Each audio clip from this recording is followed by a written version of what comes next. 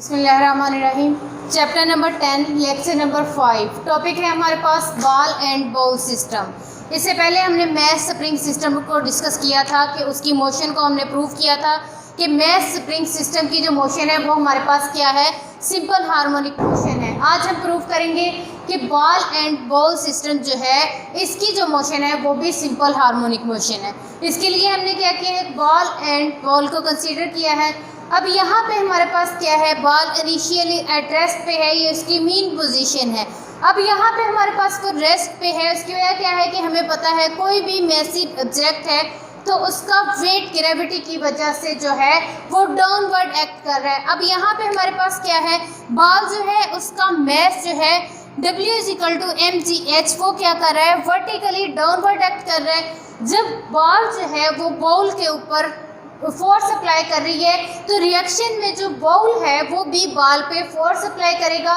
उस फोर्स को हमने नाम दिया है आर, रिएक्शन की फोर्स। हमें पता है according to Newton's third law of motion हर एक्शन का रिएक्शन होता है जो कि मैग्नीट्यूड में उसके इक्वल होता है लेकिन डायरेक्शन में ऑपोजिट होता है। ठीक है, इसी तरह हमारे पास यहाँ पे एक्शन था W = mgh जो कि उसका बॉल का वेट था जो वो बॉल पे लगा रही थी। रिएक्शन के तौर पे बॉल ने भी बॉल पे फोर्स अप्लाई की। रिएक्शन की फोर्स ये दोनों क्या है, डायरेक्शन में ऑपोजिट है लेकिन मैग्नीट्यूड में क्या है, इक्वल है। W किसके इक्वल है, उसकी रिएक्शन के फोर्स आर की। W = -r, मतलब यहाँ पे ये एक दूसरे के इफेक्ट को कैंसिल कर देंगी क्योंकि इनकी मैग्नीट्यूड सेम है लेकिन डायरेक्शन क्या है, ऑपोजिट है। तो यहाँ पे हमारे पास नेट फोर्स क्या हो जाएगी, वो ज़ीरो हो जाएगी। नेट फोर्स हमारे पास क्या हो जाएगी, ज़ीरो हो जाएगी।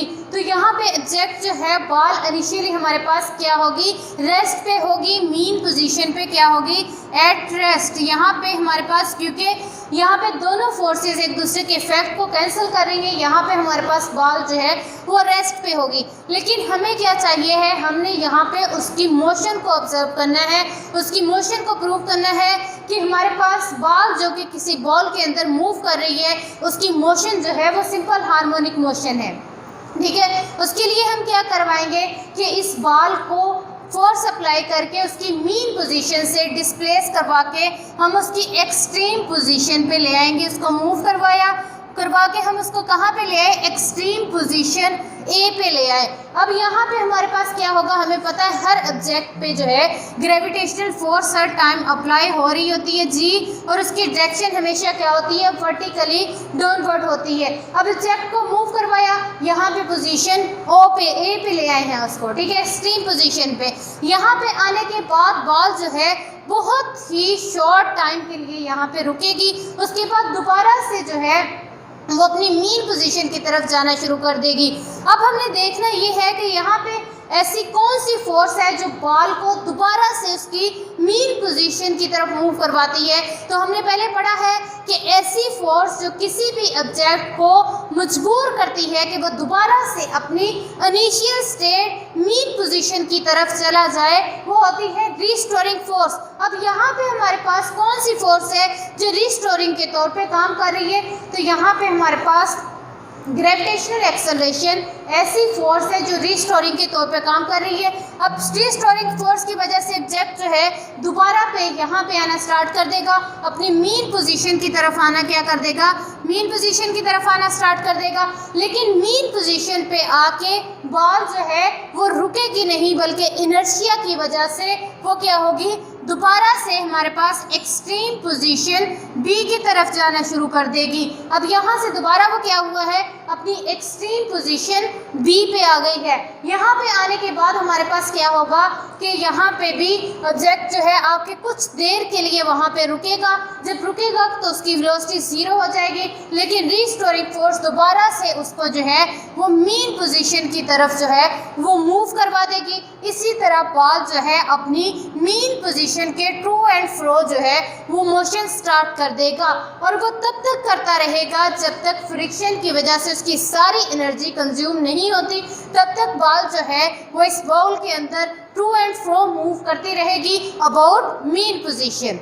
अब हमने यहाँ पे प्रूव क्या करना होता है, सिंपल हार्मोनिक मोशन की कंडीशन क्या थी, प्रॉपर्टी क्या थी कि वहाँ पे जो एक्सेलरेशन प्रोड्यूस हो रहा है वो किसके डायरेक्टली प्रोपोर्शनल होता है, डिस्प्लेसमेंट के डायरेक्शन में ऑपोजिट, और एक्सेलरेशन जो होता है is always directed towards mean position, और उसकी डायरेक्शन हमेशा क्या होती है, मीन पोजीशन की तरफ होती है।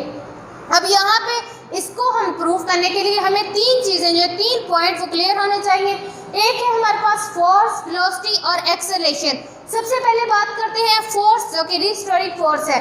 ऑब्जेक्ट ने क्या किया, हमने उसे डिस्प्लेस करवाया उसकी मीन पोजीशन से एक्सट्रीम पोजीशन ए तक। जब ऑब्जेक्ट ने यहाँ से मूव करना स्टार्ट किया तो उसकी रिस्टोरिंग फोर्स उसके अंदर स्टोर हो रही है, जिसकी वजह से मीन पोजीशन से अवे जाते हुए एक्सट्रीम पोजीशन की तरफ जाते हुए रिस्टोरिंग फोर्स जो है वो क्या हो रही है, इंक्रीज हो रही है। अब यहाँ पे जाएगा, यहाँ पे जाके फोर्स जो है वो क्या हो जाएगी, जीरो हो जाएगी, खत्म हो जाएगी, मैक्सिमम हो जाएगी। यहाँ पे जाके यहाँ पे हमारे पास जो फोर्स है वो क्या है, मैक्सिमम है, रिस्टोरिंग मैक्सिमम होगी, जो कि ऑब्जेक्ट को दोबारा से फोर्स करेगी कि वो अपनी मीन पोजीशन की तरफ आए। जो फोर्स हमारे पास मीन पोजीशन से हमारे पास एक्सट्रीम पोजीशन से मीन पोजीशन की तरफ आना शुरू करेगी, वो फोर्स जो है रिस्टोरिंग फोर्स वो कंज्यूम हो रही है, यूज हो रही है, तो वो क्या होना शुरू हो जाएगी, डिक्रीज होना शुरू हो जाएगी और मीन पोजीशन पे आके ख़त्म हो जाएगी। यहाँ पे हमारे पास जो फोर्स है रिस्टोरिंग फोर्स क्या हो जाएगी, मिनिमम हो जाएगी। ठीक है, अब यहाँ से दोबारा जब वो एक्सट्रीम पोजीशन बी की तरफ मूव करेगी, दोबारा से उसके अंदर स्टोर होना शुरू हो जाएगी। जब यहाँ पे जाएगी मैक्सिमम होगी और फिर से दोबारा से वो यूज़ होगी, मीन पोजीशन की तरफ आएगी, डिक्रीज होना शुरू हो जाएगी।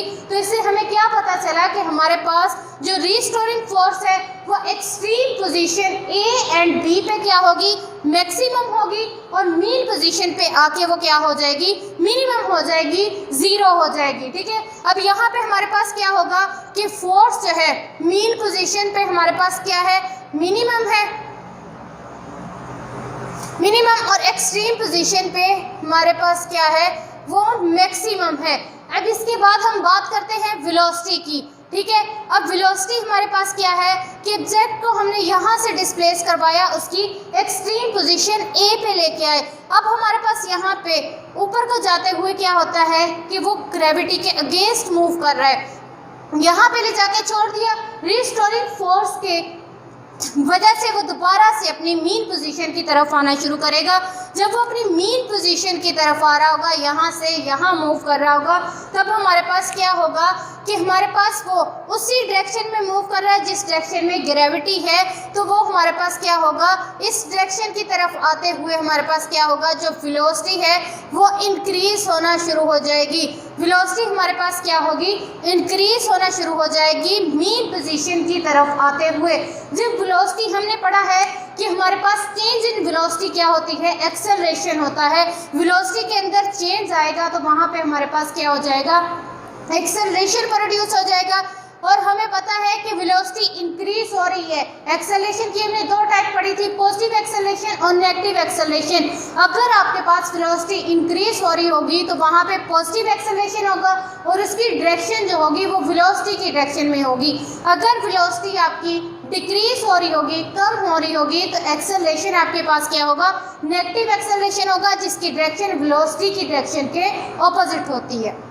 अब यहाँ पे हमारे पास वेलोसिटी जो है वो क्या हो रही है, इंक्रीज हो रही है, मतलब यहाँ पे चेंज आया, एक्सेलरेशन प्रोड्यूस हो गया और वेलोसिटी इंक्रीज हो रही है, पॉजिटिव एक्सेलरेशन होगा और उसकी डायरेक्शन क्या होगी, वेलोसिटी की डायरेक्शन की तरफ ही होगी। मतलब क्या होगा कि मीन पोजीशन की तरफ है उसकी डायरेक्शन। अब यहाँ पे बात करते हैं, ऑब्जेक्ट जो है वो बॉल यहाँ पे आके रुकेगी नहीं, बल्कि इनर्शिया की वजह से वो एक्सट्रीम पोजीशन बी की तरफ जाना शुरू कर देगी। ठीक है, अब बी पे जाएगी। अब हमारे पास क्या हो रहा है कि वो जो वेलोसिटी है वो डिक्रीज होना शुरू हो जाएगी, क्योंकि ऑब्जेक्ट जो है वो ग्रेविटी के अगेंस्ट मूव कर रहा है। ग्रेविटी हमारे पास क्या है, नीचे की तरफ है, लेकिन बॉल जो ऊपर की तरफ मूव कर रही है, यहाँ पे एक्सट्रीम पोजीशन की तरफ जाते हुए हमारे पास क्या हो रहा है, वेलोसिटी डिक्रीज हो रही है। वेलोसिटी डिक्रीज होगी तो वहाँ पे हमारे पास क्या होगा, नेगेटिव एक्सेलरेशन क्या होगा, नेगेटिव होगा।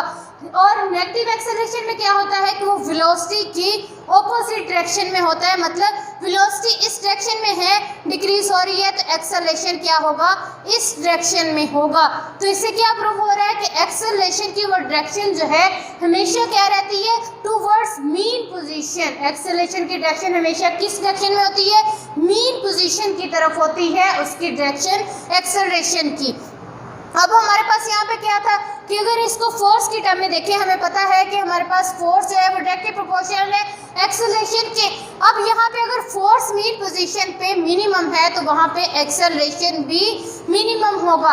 अब इसी चीज़ को अगर हम वेलोसिटी की टर्म में देखें, हमें पता है कि यहाँ पे आके मीन पोजीशन पे जो वेलोसिटी होती है वो क्या होती है, मैक्सिमम होती है। वेलोसिटी मीन पोजीशन पे क्या होती है, मैक्सिमम होती है। और एक्सट्रीम पोजीशन पे क्योंकि ऑब्जेक्ट कुछ देर के लिए वहाँ पे जाके रुकता है तो उसकी वेलोसिटी वहाँ पे हमारे पास क्या हो जाती है, एक्सट्रीम पोजीशन पे वेलोसिटी 0 होती है।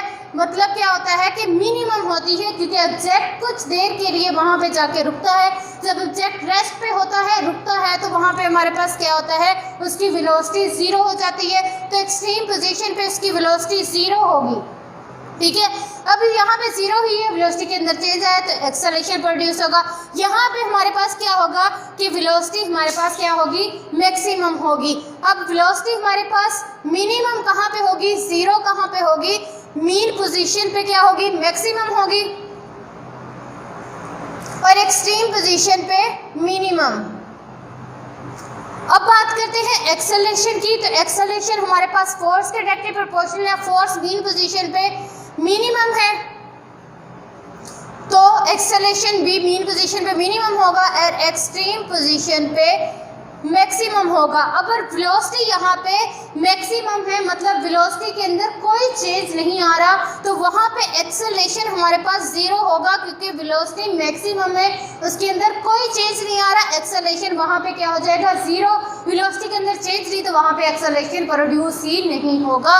तो वहाँ पे मीन पोजीशन पे एक्सेलरेशन हमारे पास क्या हो जाता है, 0, मतलब मिनिमम हो जाता है। और एक्सट्रीम पोजीशन पे क्योंकि वेलोसिटी हमारी 0 होती है, वहाँ पे आके ऑब्जेक्ट रुकता है, वेलोसिटी 0, तो हमारे पास चेंज आता है वेलोसिटी में, वहाँ पे एक्सेलरेशन हमारे पास क्या हो जाएगा, मैक्सिमम हो जाएगा, ठीक है। और इसके बाद हमने बात की थी कि एक्सेलरेशन जो है वो डायरेक्टली प्रोपोर्शनल है डिस्प्लेसमेंट के। तो यहाँ पे हमारे पास क्या होगा कि एक्सेलरेशन की डायरेक्शन यहाँ पे हमने प्रूव की है कि वो हमेशा किसकी तरफ होती है, टूवर्ड्स मीन पोजीशन। और यही हमारे पास कंडीशन थी सिंपल हार्मोनिक मोशन की। तो इस सारे से क्या हमें प्रूव हुआ कि हमारे पास बॉल जो कि किसी बॉल के अंदर हमने रखी हुई है, उसकी मोशन भी क्या है, सिंपल हार्मोनिक मोशन है, क्योंकि वहाँ पे जो एक्सेलरेशन प्रोड्यूस हो रहा है वो डायरेक्टली प्रोपोर्शनल है डिस्प्लेसमेंट के, और उसकी जो डायरेक्शन है वो हमारे पास क्या है, टूवर्ड्स मीन पोजीशन। ये हमारे पास एग्जाम्पल थी। सेकंड एग्जाम्पल थी सिंपल हार्मोनिक मोशन की। इन तीनों एग्जाम्पल्स को अगर आपने अच्छे से याद रखना है, समझना है, तो ये वाले जो 3 मेन पॉइंट है इसके, ये आपने अच्छे से याद कर लेने। आपको फोर्स का पता होना चाहिए कि फोर्स कहाँ पे मैक्सिमम है, कहाँ पे मिनिमम है, वेलोसिटी कहाँ पे 0 है, कहाँ पे मैक्सिमम है, इसी तरह एक्सेलरेशन। फिर आपको पता होना चाहिए कि एक्सेलरेशन की डायरेक्शन किस तरफ है। एक्सेलरेशन और रिस्टोरिंग फोर्स की डायरेक्शन हमेशा टूवर्ड्स मीन पोजीशन होती है, और यही हमारे पास कंडीशन है सिंपल हार्मोनिक मोशन की। रिस्टोरिंग फोर्स, क्योंकि वो फोर्स वही है जो किसी भी ऑब्जेक्ट को उसकी मीन पोजीशन की तरफ खींचती है, ठीक है। इस वजह से इसकी डायरेक्शन भी हमेशा टूवर्ड्स मीन पोजीशन होती है, और वहाँ पे जो एक्सेलरेशन प्रोड्यूस हो रहा है उसकी डायरेक्शन भी हमेशा टूवर्ड्स एक्सेलरेशन होती है। तो इससे ये चीज़ हमने प्रूव कर दी कि हमारे पास जो बॉल एंड बॉल सिस्टम है इसकी मोशन क्या है, सिंपल हार्मोनिक मोशन है। ये था आज का हमारा टॉपिक, ठीक है। इसमें से मेन पॉइंट आप याद कर लें तो आपका सारा टॉपिक जो है वो क्लियर हो जाएगा, ठीक है। ओके जी, अल्लाह हाफिज।